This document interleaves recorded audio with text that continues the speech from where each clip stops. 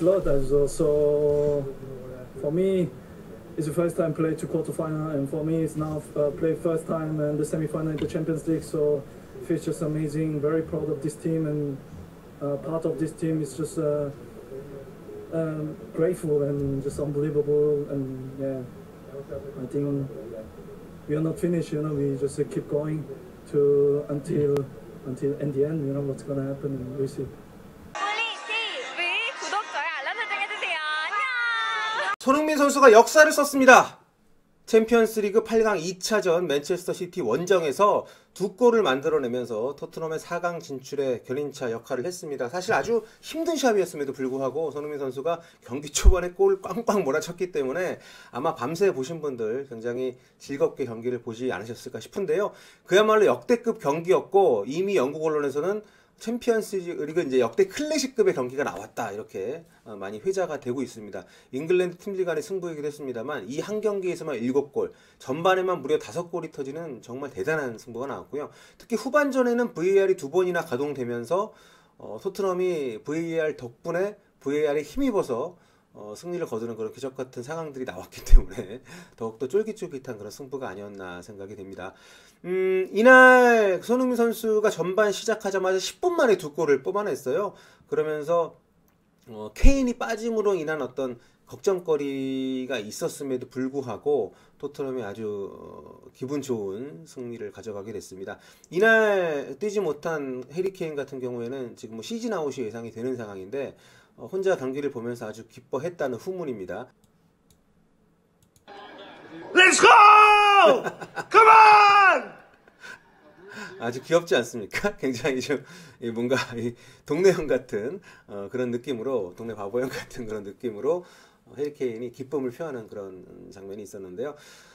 해리 케인이 빠졌고 그 밖에도 굉장히 여러 선수들이 좀 크고 작은 부상으로 빠져있는 토트넘이었기 때문에 좀 불안했던 것이 사실입니다. 반면에 맨체스터 시티는 거의 대부분의 선수가 복귀를 해서 부상자 이탈 없이 경기를 치렀는데요. 그럼에도 불구하고 손흥민 선수가 이끄는 토트넘이 승리를 거두게 됐습니다. 손흥민 선수가 이끌었다는 말이 그냥 하는 말이 아닙니다.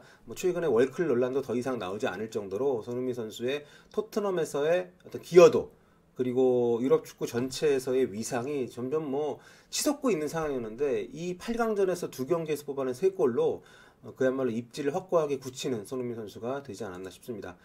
이날 득점 나온 상황을 보면 정말 기가 막힙니다. 전반 4분에 스털링 선수가 선제골을 넣었고요. 또 손흥민이 곧바로 동점골과 역전골까지 집어넣었습니다. 이때 스코어가 1대3이었어요. 그러니까 이 말은 토트넘이 홈에서 실점을 하지 않았기 때문에 맨체스터 시티가 무조건 2골차 이상으로 이겨야만 하는 그런 상황이 됐다는 거죠. 그렇기 때문에 아주 이른 전반 10분이긴 했습니다만 토트넘 쪽으로 승부가 기우는 것이 아닌가 생각을 했었는데 역시 맨시티는 맨시티입니다. 전반 11분에 베르나르도 실바 그리고 전반 21분에 스털링 이렇게 2골을 추가로 넣으면서 따라잡았고요. 또 후반전 14분 만에 아구에로 선수가 골을 넣으면서 기어이 역전을 시켰습니다. 이날 스코어는 4대2였습니다만 1, 2차전 통합 스코어가 4대3으로 역전이 됐었는데요. 요렌트 선수가 이 코너킥 상황에서 약간 논란이 있었던, 뒤에 설명을 드리겠습니다만 논란이 있었던 골로 다시 따라잡으면서 통합 스코어가 4대4가 됐습니다. 이게 사실 동점이긴 합니다만 원정골 우선 원칙이 있기 때문에 맨시티는 토트넘 원정 가서 한 골도 못 넣고 왔잖아요. 토트넘이 원정에서 3골이나 넣으면서 동점임에도 불구하고 다음 라운드에 진출할 수 있는 그런 상황이 됐습니다. 손흥민 선수의 이날 활약은 굉장히 눈부셨는데요. 첫 골 장면입니다. 저희가 영상을 보여드릴 수 없기 때문에 저작권 문제로 손흥민 선수가 이날 라포르트의 실수에 2번의 도움을 받았습니다. 지금 라포르트가 걷어낸다는 것이 손흥민 선수에게 바로 연결이 되면서 이걸 손흥민 선수가 놓치지 않고 첫 번째 골로 만들어내면서 1대1 동점을 만들었고요. 그 다음 두 번째 골 장면 역시도 라포르트가 앞쪽에서 끊겨서 토트넘의 역습이 시작이 됐고 높은 위치에서 시작된 속공이 손흥민 선수의 오른발에서 마무리가 되는 장면입니다. 이 슈팅은 정말 손흥민이 왜 월클이란 말 좀 그렇지만 왜 월클이고 세계적인 피니셔로 평가를 받고 있는지를 보여주는 아주 기가 막힌 슈팅이었습니다. 혹시 아직 영상을 못 보신 분들이 계시다면 꼭 좀 보시고요. 이날 손흥민 선수의 위치는 톱이었습니다. 이른바 손톱 포지션으로 이날 경기를 시작을 했어요. 손흥민이 맨 앞에 있고 알리, 에릭센, 루카스 모우라가 2선에서 위치를 했고요. 그 아래쪽에는 시소코와 완야마가 두 명의 중앙 미드필드 조합을 꾸렸습니다. 수비 쪽에는 트리피어, 알더베이렐트, 베르통원, 로즈 이렇게 나왔고요. 맨체스터 시티는 1차전 때 스타팅 라인업에 좀 많은 변화를 줬었죠. 1차전 때 과르디올라 감독은 아마도 지난 시즌 리버풀전 8강 대패에 대한 트라우마 때문이 아니었을까 생각이 드는데 굉장히 좀 그동안 자신들이 써왔던 공격적인 4-1-4-1 전술을 쓰질 않고 4-2-3-1 전술을 썼습니다. 약간 수비적인 역할을 해줄 선수를 2명을 기용을 하면서 약간 보수적인 기용을 했었고요. 특히 이제 왼쪽에 맨디가 부상으로 빠지는 상황에서 델프를 투입을 한 것이 굉장히 지금 결과적으로 패착이 됐습니다. 이날 델프가 왼쪽에서 제 몫을 못 해줬고 빌드업 과정에서 좀 뭔가를 기대했던 것 같은데 그런 부분들도 시원치 않았기 때문에 좀 패착이었고요. 또 마레즈 선수를 선발로 기용을 했고 또 중원에서 데브라이너를 뺐습니다. 그러니까 좀 1차전 원정 경기에서는 실점을 좀 하지 않으려는 듯한 운영을 했었는데요. 이날은 자신들이 잘하는 전술로 돌아왔죠. 뭐 지금 4-3-3이라고 되어 있습니다만은 아구에로 원톱의 4-1-4-1 전형이라고도 볼 수 있는 베르나르도 실바와 스털링을 양쪽 윙어로 기용을 한 이런 포맷으로 나왔습니다. 그렇기 때문에 처음 이제 스타팅 라인업만 봤을 때에는 맨시티의 우세가 예상이 됐었어요. 지금 뭐 토트넘 같은 경우에 이탈자도 좀 많은 상황이고 무엇보다 해리케인처럼 중요한 선수가 아무리 최근에 해리케인이 나왔을 때 성과가 안 좋았다 하더라도 좀 빠졌다는 것은 상대에게 수비의 부담을 많이 좀 덜어주는 것이기 때문에 토트넘 입장에서는 좀 부담스러운 시합이었는데요. 토트넘은 지난 주말 리그 경기를 굉장히 잘 썼다고 생각을 합니다.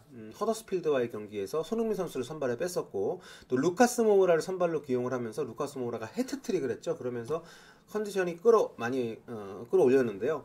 이날 맨시티와의 8강 2차전에서도 루카스 모우라가 그때 끌어올린 경기력을 10분 발휘하면서 굉장히 좋은 역할을 했습니다. 최전방 공격수 역할과 2선 공격수 역할을 두루두루 소화를 하면서 아주 인상적인 기여를 했습니다. 뭐 에릭센이 상대적으로 에릭센과 알리가 공격적인 기여도가 최근에 좀 기복이 있는 상황에서 루카스 모우라가 이렇게 치고 올라와 준 것은 토트넘에게는 아주 천군만마와 같은 그런 도움이 됐죠.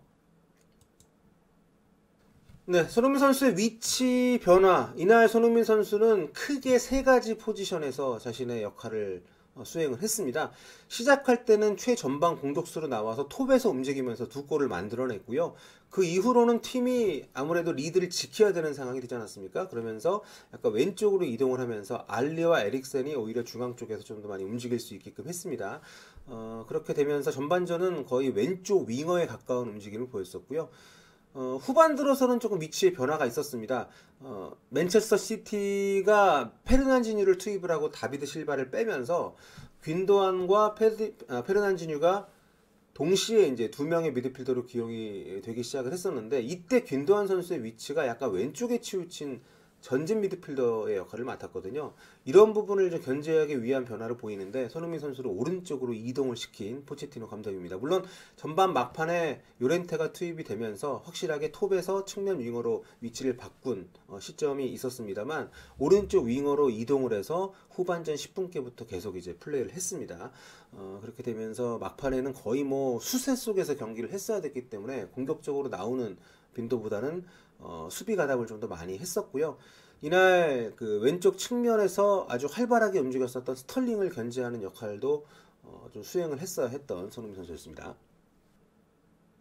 토트넘에게는 굉장히 힘든 시합이었죠. 뭐 4강에 올라가긴 했습니다만은 2차전에서만 무려 4골을 헌납을 했기 때문에 사실 수비적으로 거의 뭐 붕괴 직전의 상황이었죠. 요리스 선수가 막아낸 선방 장면도 몇 번 있었고 수비진들이 상대에게 프리슈팅을 많이 허용을 했기 때문에 아주 어려운 상황 속에서 경기를 마감을 했어요.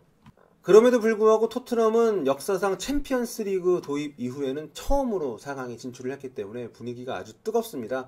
지금 보시면은 토트넘 핫스퍼의 공식 계정인데요. 맨 오브 더 매치, 그러니까 오늘 최고의 선수를 꼽아달라고 하면서 보기를 에브리언 아주 귀엽죠? 네, 모두가 잘했다는 얘기죠. 이렇게 흥분할 정도로 아주 인상적인 4강 진출을 일궈냈습니다. 자, 그런데 이날 두 가지 아주 큰 논란이 있었습니다. 바로 VAR이 개입된 장면들이었는데요. 이날 결승골이 된 요렌테 선수의 골 장면 한번 다시 살짝 보도록 하겠습니다. 이날 트리피어의 코너킥 상황에서 요렌테의 슈팅이 골이 되면서 이제 앞서 나가게 됐었던 토트넘인데요. 이 장면에서 VAR을 주심이 봤어요. 요렌테의 손에 맞고 들어가는 장면이 이 각도에서 좀 잡혔기 때문인데 결과적으로 차키리 주심이 VAR을 보고도 골을 인정을 했습니다. 그러니까 이 장면이 현지에서도 굉장히 큰 지금 논란이 되고 있는데요. 손에 맞았기 때문에 일단 핸드볼 상황은 맞습니다만 핸드볼 반칙인지 아닌지 여부에 대해서 현지에서도 의견이 많이 좀 갈렸던 것 같습니다. 이날 그 경기 해설을 했던 리오 퍼디난드 같은 경우에는 공이 손에 맞았기 때문에 뭐 핸드볼 여부를 판단하는 것 심판의 몫인데 내가 볼 때는 핸드볼 같다 이렇게 얘기를 했고요. 과르디올라 감독 같은 경우에도 경기 끝나고 다른 각도에서 보면 뭐 손에 맞긴 맞았다 이런 얘기를 했어요. 뭐 VAR을 존중한다고 얘기를 했습니다만 그리고 이제 게리 리네커 전 잉글랜드 국가대표 공격수죠. 리네커는 의도를 갖거나 뭐 이 터치로 인해서 이득을 취하지 않았기 때문에 골이 맞다 이런 또 소견을 밝혔습니다. 아무래도 본인이 토트넘에 뛰었던 적이 있었기 때문에 그런 부분들이 반영이 된 것 같은데 어쨌든 뭐 VAR까지 보고서 인정을 했기 때문에 이 부분에 대해서 이의 제기를 하는 것은 좀 의미가 없을 것 같고요. 이 축구에서 핸드볼 상황이 굉장히 좀 까다롭죠. 어쨌든 심판이 그 의도성이나 어떤 그 자연스러운 동작인지 아닌지 뭐 볼과의 거리 이런 것들을 판단을 해가지고 주관적으로 내리는 결정에 따라서 판정이 최종 확정이 되기 때문인데 일단 이 논란을 없애기 위해서 오늘 6월 1일부터 개정되는 피파 규칙에 따라서 팔에 맞고 들어가면 의도성 뭐 다 상관없이 무조건 노골입니다. 그러니까 만약에 이 장면이 다음 시즌 챔피언스 리그에서 나오게 된다면 노골이에요. 하지만 지금 규정에서는 이것이 의도적인지 혹은 핸드볼 상황에 의해서 이득을 취했는지 안 했는지 이런 것들을 종합적으로 판단해서 주심이 결정을 하기 때문에 이게 뭐 맞았다 하더라도 주심이 핸드볼이 아니라고 판정하는 것에 대해서 잘못됐다고 할 수는 없을 것 같습니다. 이것이 이날 나왔던 두 가지 아주 큰 승부처 VAR 중에 첫 번째였고요. 두 번째 장면은 맨체스터 시티의 골 장면에서 나왔습니다. 네, 한 골이 더 필요했던 맨체스터 시티에게는 아주 기적 같은 골이 나왔던 장면인데요. 이 장면은 이제 추가 시간에 나왔습니다. 만약에 이 골이 인정이 됐다면 맨체스터 시티가 극적으로 토트넘을 잡고 4강에 합류를 하는 그런 상황이 됐어요. 실제로 경기를 보시면은 과르디올라 감독이 정말 미칠 듯이 좋아서 날뛰는 그런 세레머니를 하는 모습을 볼 수가 있는데 아쉽게도 이게 노골 처리가 됐습니다. 지금 보시면 이제 스털링한테 가기 전에 이 그림에서 보면 빨간 선이 이제 옵사이드 라인이고요. 그 전에 에릭센이 백패스한 것이 맨체스터 시티 선수의 몸에 맞고 굴절이 되면서 아구에로한테 연결이 됐습니다. 지금 제가 이 멈춰놓은 이 그림이 저 동그라미 친 것이 이제 공 그림인데 맞는 순간의 위치거든요. 공이 그 맨시티 동료의 몸에 맞는 순간에 아구에로의 위치가 분명히 옵사이드 위치에 있습니다. 근데 여기서 주의해야 될 게 이 굴절이기 때문에 이건 옵사이드에 해당되지 않는 것이냐고 하는데요. 이게 공격수 동료에게 맞고 굴절이 된 거잖아요. 그렇기 때문에 패스가 됐건 굴절이 됐건 이 터치에 의해서 옵사이드 위치에 있는 선수가 이득을 취했을 때는 옵사이드가 맞습니다. 이 옵사이드 선언에 대해서는 현지에서도 논란이 없어요. 이것은 옵사이드가 맞고 이에 따라 이어지는 상황에서 아구에로가 스털링에게 내주고 스털링 선수가 골을 넣었던 장면, 극적으로 맨시티가 4강에 갈 수 있었던 이 장면은 취소가 됐습니다. 이게 들어갔다라면은 스털링이 해트트릭을 기록을 하면서 그야말로 아주 대단한 영웅이 될 수가 있었는데요. 이게 이제 옵사이드 판정이 나면서 아쉽게도 맨체스터 시티에게는 안타까운 그런 패배가 되고 말았습니다. 토트넘이 좀 뭔가 올 시즌에 좀 된다는 느낌이 드는 게 사실 이번 시즌에 UEFA에서 이 VAR 도입을 챔피언스리그에 할 생각이 없었어요. 원래 다음 시즌부터 할 생각이었는데 올 시즌 도중에 갑자기 바꿔서 적용을 하기로 했습니다. 그러면서 토트넘이 이 VAR 도입의 챔피언스리그 첫 번째 수혜자가 된 셈이죠. 만일 VAR이 없었다면 이거 골로 인정이 될 가능성이 높았기 때문에 하지만 VAR을 통해서도 노골 처리가 되면서 토트넘이 원정골 우선 원칙에 의해서 4강 진출을 확정을 짓게 됐습니다. 이 장면에 대해서는 참 그 과르디올라 감독도 많이 아쉬워했던 것 같아요. 지금 보면 이제 경기 끝날 쯤 상황인 것 같은데, 네, 맨체스터시티의 과르디올라 감독 아주 터프한 경기였다. 거의 통과를 했었는데 잔인하지만 받아들여야 한다. 이런 얘기를 했고요. 모두에게 정말 좋은 게임이었다.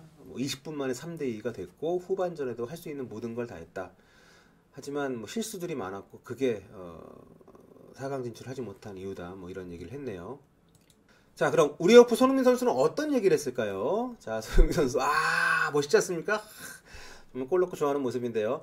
손흥민 선수 경기 끝나고 나서 이제 현지 방송사 이런 인터뷰를 했습니다. 자, 이런 경기 본 적 없다. 정말 대단한 경기였다. 아주 미친 경기였다. 이런 얘기를 본인이 했네요. It was tough and crazy. 하지만 동료들이 너무 자랑스럽다. It was madness. 정말 미친 것 같아. 이런 정말 흥분이 많이 됐겠죠. 경기 끝나고 4강이 확정이 됐기 때문에 선수생활 하면서 손흥민 선수 첫 4강 진출 아니겠습니까? 챔피언스리그. 90분 동안 함께 싸웠고 정말 믿을 수 없는 그런 캐릭터와 투쟁심을 보여줬다. 손흥민 선수 정말 에이스다운 모습을 확실히 보여줬습니다. 손흥민 선수가 토트넘 에이스라는 것은 저만의 생각이 아닙니다. 토트넘도 그렇게 생각을 하고 있습니다. 자, 4강이 확정되고 나서 토트넘이 공식 SNS 계정에 올린 포스터입니다. 대단하지 않습니까? 손흥민 선수가 정중앙에 있어요. 네, 그 옆에 케인, 루카스 모우라 여러 선수들이 배치가 되어 있는 이 그림에서 볼 수 있듯이 올 시즌 챔피언스리그 손흥민 선수의 활약은 대단합니다. 챔피언스리그 토너먼트에 들어서만 지금 4골을 만들어내고 있고요. 그 중에 3골은 맨시티를 상대로 한 8강전에서 만들어냈죠. 그야말로 역대급 활약이고요. 오늘 뽑아낸 2골로 우즈베키스탄의 막심 샤츠키가 갖고 있던 아시아 선수 최다 챔피언스리그 득점 기록도 손흥민이 갈아치우게 됐습니다. 정말 걷는 걸음이 역사가 되고 있는 손흥민 선수라고 할 수 있겠습니다. 자, 이렇게 되면서 챔피언스리그 8강이 모두 마무리가 됐습니다. 자, 맨체스터 시티를 잡은 토트넘은 유벤투스를 잡은 아약스와 4강전을 치르게 되겠고요. 맨체스터 유나이티드를 꺾은 바르셀로나는 포르투를 잡은 리버풀을 상대를 하게 되겠습니다. 아쉽게도 손흥민 선수는 이번 8강 2차전에서 옐로 카드를 받아서 카드 누적이 돼서 4강 1차전에 나올 수가 없게 됐어요. 토트넘에게는 굉장히 큰 타격입니다. 해리 케인이 지금 복귀 여부가 불투명한 상황이기 때문에 시즌 아웃이라는 얘기가 지금 나오고 있고요. 손흥민이 없는 4강 1차전을 잘 치러낼 필요가 있는 토트넘이 되겠고요. 이렇게 되면서 이번 챔피언스리그 4강전은 이렇게 4개 클럽 간의 대결이 되겠습니다. 결승전은 아틀레티코 마드리드의 홈구장 마드리드에서 진행이 되겠는데요. 그 결승전에 과연 어떤 팀이 올라가게 될지 아약스와 토트넘 그리고 리버풀과 바르셀로나전의 승자가 각각 결승에 진출을 하게 되겠습니다. 4강전은 2주 뒤에 시작이 됩니다. 4월 마지막 주에 4강 1차전이 있고요. 그 다음 주 5월 첫째 주에 4강 2차전이 있는데요. 토트넘은 홈에서 첫 경기를 하고요. 2차전을 아약스 암스테르담 원정을 가게 됩니다. 손흥민 선수가 홈에서는 뛸 수가 없게 됐기 때문에 굉장히 좀 토트넘에게는 거듭 말씀드립니다만 아주 큰 타격이 되겠고요. 결승전은 한참 뒤에 열립니다. 6월 1일 날 마드리드에서 진행이 될 예정입니다. 손흥민 선수의 토트넘 챔피언스리그 역대 첫 번째 우승에 도전을 하고 있는데요.